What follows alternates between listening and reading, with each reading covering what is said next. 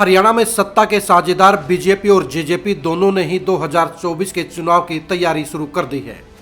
एक तरफ सीएम मनोहर खट्टर हरियाणा के सभी बड़े गांव में जाकर जनसंवाद कार्यक्रम का आगाज कर चुके हैं, तो दूसरी तरफ डिप्टी सीएम दुष्यंत चौटाला ने भी जेजेपी को शहरों तक पहुंचाने की मुहिम आज से शुरू कर दी है। मुख्यमंत्री मनोहर खट्टर ने 3 दिन तक पलवल जिले के आधा दर्जन गांव में जाकर लोगों के बीच में सीधा संवाद किया और बीजेपी सरकार की उपलब्धियों को जनता के बीच पहुंचाकर गांव की समस्याओं को हाथों हाथ दूर किया। इसी पैटर्न पर चलते हुए डिप्टी सीएम दुष्यंत चौटाला ने भी आज रोहतक शहर में 20 जगह जलपान किया। 5 साल की जेजेपी में दुष्यंत चौटाला पहली बार शहरों के सघन दौरे पर निकले हैं। दुष्यंत चौटाला रोहतक के दौरे पर 2 मिशन लेकर निकले। पहला, शहरी वोटरों के बीच में जेजेपी के जनाधार का विस्तार और दूसरा, भूपेंद्र हुड्डा के गढ़ में बड़ी ललकार। दुष्यंत चौटाला बखूबी जानते हैं कि गांव के साथ साथ शहरों में जन समर्थन मिलना जरूरी है, इसलिए दुष्यंत चौटाला आज से शहरी वोटरों के बीच में पहुंच बनाने के मुहिम पर निकल पड़े हैं। दुष्यंत चौटाला अप्रैल महीने में ही लगभग आधा दर्जन और शहरों में जाकर अपनी पार्टी के जनाधार को बढ़ाने का काम करेंगे। 2024 के चुनाव को लेकर जेजेपी के साथ साथ बीजेपी भी पूरी तैयारियों में जुट गई है। दोनों ही पार्टियां बेशक अभी अलग अलग तैयारियां कर रही हैं, लेकिन दोनों पार्टियों के गठबंधन से इनकार नहीं किया जा सकता, क्योंकि 3.5 साल के दौरान दोनों ही पार्टियों में गठबंधन को लेकर न तो कोई तकरार हुई है, न कोई झगड़ा हुआ है और न कोई विवाद पैदा हुआ है। 2024 के हालात के अनुसार दोनों ही पार्टियां गठबंधन करने का फैसला लेंगी। दोनों ही पार्टियां आगे की रणनीति पर काम करेंगी।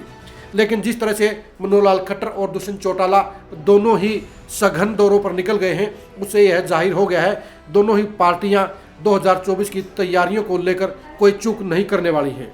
एक तरफ कांग्रेस भी भूपेंद्र हुड्डा की अगुवाई में बड़ी सभाएं कर सत्ता का विकल्प पैदा कर रही हैं, तो दूसरी तरफ बीजेपी और जेजेपी सत्ता को बरकरार रखने के लिए अभी से तैयारियों में जुट गई हैं। बीजेपी और जेजेपी दोनों की रणनीति अलग अलग है। बीजेपी को जहां शहरों की पार्टी माना जाता है, वहीं जेजेपी और देवलाल परिवार की पार्टियों को गांव की पार्टी माना जाता है।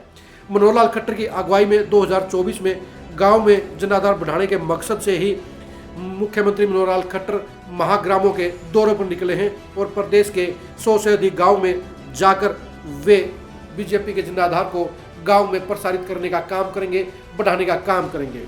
दुष्यंत चौटाला भी बीजेपी की रणनीति को समझते हुए अपनी पार्टी जेजेपी को शहरों में भी एक बड़ी सियासी पार्टी बनाने की मुहिम लेकर चल पड़े हैं।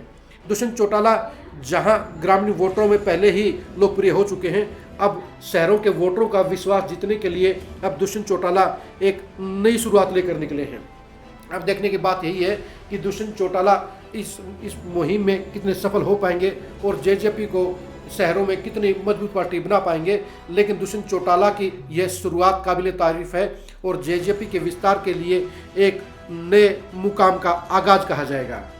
जेजेपी और बीजेपी की यह दोनों ही मुहिम अलग अलग रास्ते तरफ दिखाई देती हैं, लेकिन दोनों ही पार्टियां जुट पड़ने पर 2024 के चुनाव में गठबंधन के पार्टनर के तौर पर उसी तरह चलती नजर आ सकती हैं जिस तरह से 3.5 साल के वे सत्ता की साझेदार बनाई हुई हैं।